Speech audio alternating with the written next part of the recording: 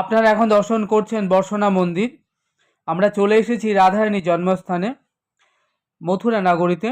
Vrindavan bus stand থেকে কিংবা Mathura new bus stand থেকে সরকারি বাসে এই বর্ষনা বাস স্ট্যান্ডে এসে ওখান থেকে আধা কিলোমিটার এই পথটা আপনি 10 মিনিট পায়ে হেঁটে পৌঁছে যাবেন এই বর্ষনা রাধারানীর মন্দিরে।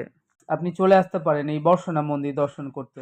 যারা এসেছেন এই বর্ষনা মন্দির দর্শন করেছেন রাধারানীর জন্মস্থান, তাদের জীবন তো ধন্য হয়েছে। আর যারা এখনো দর্শন করতে পারেননি, তারা এই শ্যামসুন্দর ব্লগের এই ছোট্ট ভিডিওগুলোর মাধ্যমে আপনারা রাধারানীর মন্দির দর্শন করে আপনাদের নয়ন এবং জীবনকে ধন্য করুন।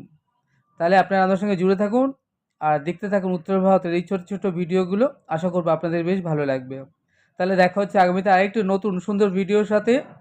সেই অবধি আপনারা আমার সঙ্গে প্রেম সে বলুন রাধে।